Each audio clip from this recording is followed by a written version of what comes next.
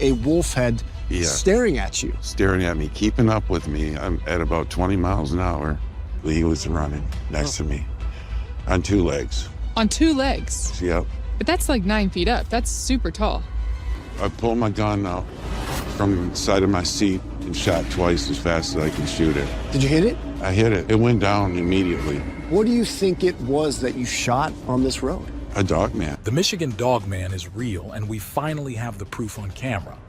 A terrified driver swerved off the road, claiming he saw a massive creature with glowing yellow eyes chasing his truck.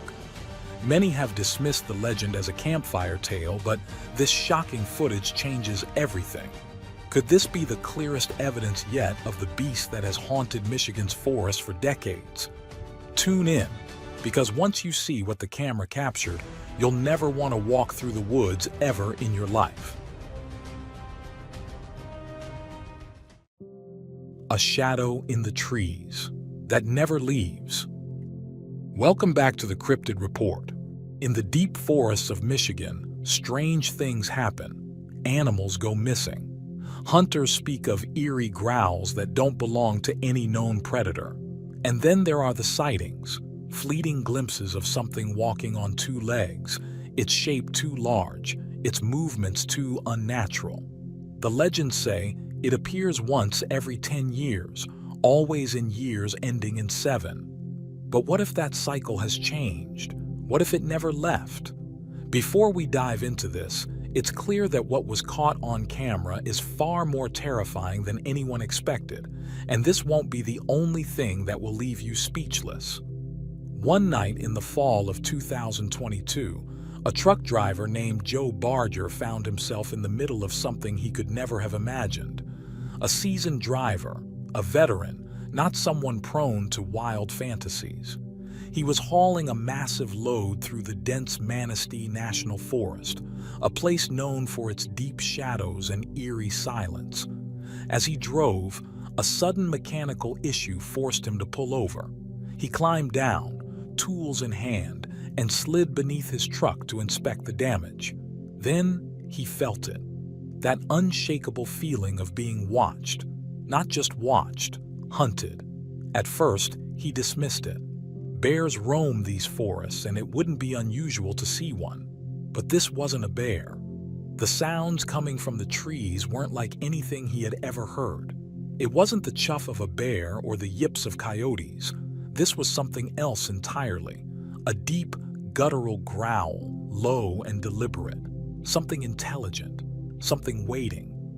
Joe hurried with his repairs, the hair on the back of his neck standing up. The feeling of being watched only grew stronger. Then, movement. A shadow darted between the trees, too fast, too upright. His instinct screamed at him to run, but he forced himself to stay calm. He climbed back into his truck, ready to put as much distance as possible between himself and whatever was lurking in the woods. But he wasn't alone. As he picked up speed, his side mirror caught movement. Something was running alongside the truck. Not just running, keeping pace. Joe's blood turned to ice as he turned to look. And there it was, a massive, wolf-like head, level with his window. Its mouth was slightly open, revealing sharp, gleaming fangs. Its eyes locked onto him, intelligent, calculating. This thing wasn't just running for sport, it was testing him. Joe's truck roared down the highway, but the creature wasn't giving up. It moved with impossible speed, its clawed hands reaching for the door handle. Its breath was hot, visible even in the cool night air. And then, just as suddenly as it appeared, it veered off, disappearing into the darkness. The encounter lasted only seconds, but for Joe, it felt like an eternity. He kept driving, pushing his rig to its limits, desperate to get away. When he finally reached the nearest town, he pulled over, hands shaking. What had he just seen? It wasn't a bear. It wasn't a man. It was something else. Barger's heart pounded as he sped down the dark road. Something massive was keeping pace with his truck, its glowing eyes locked onto him. He gripped the wheel, debating whether to roll up the window, but his instinct screamed that it wouldn't make a difference. That's when his fingers brushed against cold metal, the handgun strapped to his side. Without thinking twice, he yanked it free, aimed, and fired 2 shots straight at the beast. The creature collapsed instantly, vanishing into the tall grass beside the road. Barger barely had time to process what had happened. Did he really just shoot a werewolf? His mind raced, replaying the sight of those sharp teeth and jet black fur. He was sure he had hit it square in the eye. But instead of relief, an uneasy feeling crept over him. Something felt wrong. Joe thought he had escaped, but the fear never left, and the truth was even worse than he imagined. The monster that walks like a man. He didn't stick around to find out. Shaken, barely able to think, he drove off. He shouldn't have been behind the wheel in that state, but stopping wasn't an option. He needed to get as far away as possible. The whole drive home, his mind kept replaying those glowing eyes, that massive head, and the way it moved, like it wasn't of this world. For months, the nightmares didn't stop. Every night he saw the Dogman charging at him, teeth bared, eyes burning into his soul. He barely slept. It haunted him, worse than anything he had seen in combat. At least in war, you knew who the enemy was. But this thing shouldn't exist. Eventually, he decided he couldn't keep the story to himself. He found people who would listen, who wouldn't call him crazy, and that's when the real trouble began. The government wanted him to stay quiet. Not long after he went public with his experience on a well-known podcast, the authorities came knocking. It started at a way station, where state police held him for hours until federal agents arrived. They weren't friendly. They didn't cuff him, but they made it clear they wanted to. "You eliminated one of our assets," they told him, their eyes cold, their voices full of warning. Barger realized exactly what they meant. The Dogman wasn't just a random creature. It was something they owned, something they were keeping hidden.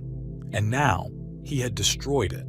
They took his gun, shut down his bank account, made it clear that he was to stop talking about it, or else.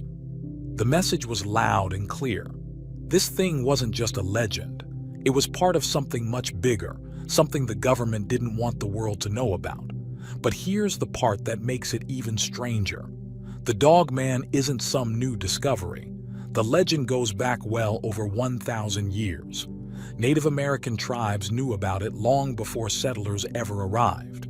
They spoke of a beast that roamed the forests, stalking the land near the Manistee River. Some believed it was a skinwalker, a creature that could shift between man and beast. Others claimed it was something older, something beyond human understanding. Even in recorded history, the sightings never stopped. The first documented case was in the late 1800s, when loggers claimed they saw a beast standing on 2 legs, with the head of a dog and the body of a man. Since then, stories have poured in from across Michigan and beyond. Some dismissed them as hoaxes. Others insisted they were real. Back in 2019, author and investigator Linda S. Godfrey didn't just collect eerie encounters. She put them together like a question that suggested something bigger. According to her, the so-called Dogman isn't just some campfire story, but a creature that has been spotted moving like a ghost through the forests of Wisconsin. Witnesses swear they've seen it leap between trees, even in brutal winter weather, almost like it doesn't belong to this world. But here's where things get interesting. Many of these sightings happen near ancient burial sites. Godfrey dug up stories from local historians who claim the woods are littered with forgotten graves, the resting places of hundreds of Potawatomi people massacred in the 1600s. Some researchers believe that trauma of that scale leaves a mark, not just on people, but on the land itself. Could that be why people report seeing strange creatures and hearing chilling howls in the dead of night? If ghosts of soldiers still walk Gettysburg, why wouldn't something much older still be lurking in the woods? Fast forward to one of the most famous Dogman encounters. Picture this. It's the late 1800s, and a group of lumberjacks in Wexford County see what they assume is a regular stray dog. No big deal, right? They chase it, only for the creature to dart into a hollow log. Curious, one of the men prods inside with a stick. Bad move. The thing inside lets out a blood-curdling scream and emerges, on two legs. Imagine looking at something with a human-like body but a dog's head, standing right in front of you. Those lumberjacks didn't waste a second. They abandoned their camp and never came back. Could you blame them? People had seen the creature for hundreds of years, and the more they learned, the scarier it became. A shadow that stretches across time. And it didn't stop there. 10 years later, just like clockwork, another sighting. Then another. In 1897, a farmer was found dead, collapsed over his plow, surrounded by giant dog tracks. A decade later, a widow spoke of unnatural howls outside her home, sounds so unnerving they left her shaken to her core. Then came the most disturbing case yet. A sheriff in 1917 stumbled upon an abandoned wagon, its driver missing, but that wasn't the worst part. The horses, both of them, lay dead on the road, their eyes wide with a terror so deep it looked as if their hearts had simply given out. No wounds, no poison, just pure, inexplicable fear. What did they see? The Dogman's legend only grew. People described the same details over and over. A towering beast at least 7 feet tall, its eyes glowing an unnatural blue or amber. A creature that didn't just move through the woods but seemed to own them. Michigan History Center's Rachel Clark pointed out that the circumstances rarely changed. It always happened in isolated places, deep in the woods, down empty roads, far from the safety of other people. Witnesses reported it lunging in front of their cars, scratching at doors and tents, moving with an impossible speed. And that's before we even get to what happened in 2016. A man known only as Brad was shoveling snow when he heard something splash in a nearby creek. When he looked up, he locked eyes with something standing far taller than any human should. Its yellow eyes glowed in the dim light before it took off, not running but leaping. The trees shook as if something massive was swinging through them. According to Brad, it didn't even leave footprints in the snow. It was as if it barely touched the ground, and he wasn't the only one. In recent years, drivers in Michigan have reported a creature crossing the road in front of them, something too big, too fast, too unnatural to be any kind of regular animal. Of course, skeptics have their own theories. Some believe it's all a mix of folklore and overactive imaginations. Others wonder if there could be a rational explanation, maybe a bear, maybe something else entirely.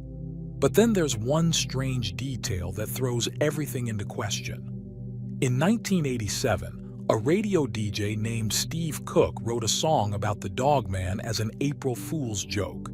He thought he was making up a creepy story. But when the song aired, something unexpected happened. The phone lines blew up with calls. People weren't laughing. They were saying they had seen the creature themselves. Steve Cook had no clue what he was about to unleash when he put out his little April Fool's joke in the spring of 1987. The song? Just a catchy little tune about the so-called Michigan Dogman, something to get people talking for a day, maybe two. But what started as a radio stunt quickly turned into something much darker. Less than an hour after it first aired, the phone rang, and on the other end was a man whose voice carried real fear. He wasn't laughing, not even close. He had seen the thing, and hearing Cook's song brought back memories he had buried for 50 years. This man, still rattled after all those years, swore up and down that what he saw along the Muskegon River in 1937 wasn't just some wild dog. He had been fishing when a pack of dogs surrounded him, their eyes locked onto him like he was prey. Then, as if nature itself had taken a sick turn, One of those dogs stood up, on two legs. It wasn't clumsy, wasn't wobbling like a bear on its hind legs. It stood there, watching, fully aware. The memory had never left him, but he had never spoken about it, not even to his family. And now, thanks to Cook's song, it had come rushing back like a nightmare that refused to stay buried. Steve Cook's song was meant to be a joke, but when people started calling, he realized the story was real. The song that brought the fear back. That was only the beginning. Calls poured in, not just from superstitious folks, but from people who had nothing to gain by sharing their stories. Each voice carried the same tone: disbelief, horror, and worst of all, recognition. This thing had been seen before, over and over. Cook, originally laughing off the whole thing, now found himself tangled in something much bigger than a radio gag. The legend wasn't new. It wasn't even a legend. The deeper he dug, the more he realized. The Dogman had been around for generations. At first, Cook dismissed it all. He had made it up after all. A harmless little prank, nothing more. But the reports kept coming, and they weren't just about Michigan. Stories of large, wolf-like creatures walking upright stretched back to times long before his song, even before modern history had a name for them.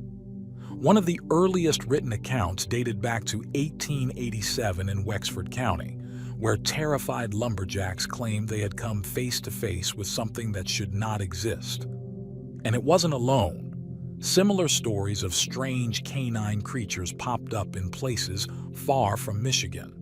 The Jersey Devil, the Chupacabra, even Bigfoot. Were they all different creatures, or just names for the same nightmare lurking in the dark? By the time Cook went public with the number of sightings he had received, over 500, people stopped laughing. One story in particular sent chills through even the most skeptical listeners. A young girl, only 13 years old, had never even heard of the Dogman before she had her own terrifying encounter. In the winter of 1993, she was sneaking a smoke behind her house near Reed City when something in an old barn caught her attention. A reflection, just a glint of light. Curious, she stepped closer, peering through the wooden slats, and then she saw it. A 6-foot-tall creature, its body that of a beast, but its eyes filled with something horribly human. It was watching her.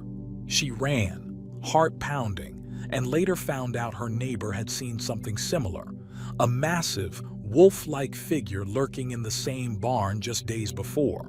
But Cook wasn't the only one collecting these stories. Linda Godfrey, a journalist turned reluctant cryptid expert, had been following these reports since the early 90s.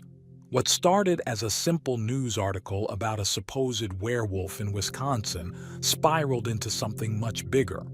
She had unknowingly stumbled into a real-life horror story.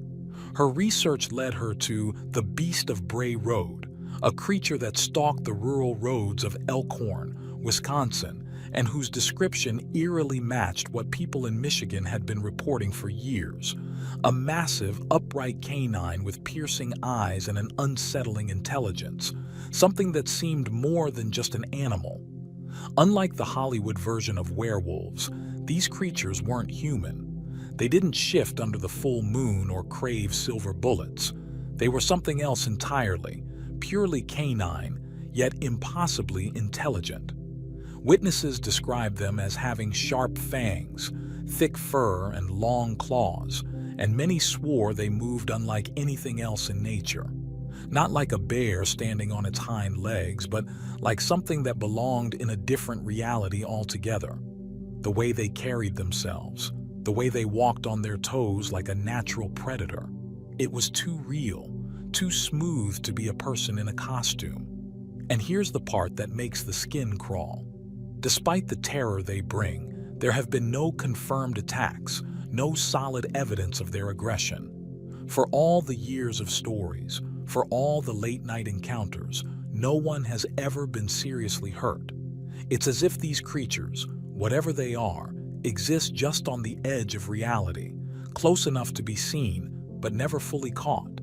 They don't hunt humans. They don't leave bodies behind, but they make sure you never forget them. Steve Cook didn't mean to start anything. He didn't mean to dig up old fears or validate the stories of so many people who had spent their lives doubting what they saw.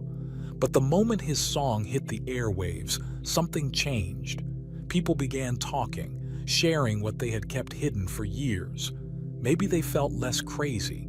Maybe they just needed someone to listen. But one thing is certain, whether you believe in the Dogman or not, once you hear the stories, you'll never quite shake the feeling that something is out there, watching, waiting, and making sure we never get too close. Is the Michigan Dogman just a myth? Or does this shocking footage prove that something terrifying is lurking in the shadows? Could there be more of these creatures hiding deep in the forests, waiting to be discovered? Some will say it's just a trick of the light, but others know better. What do you believe? Hoax or horrifying truth?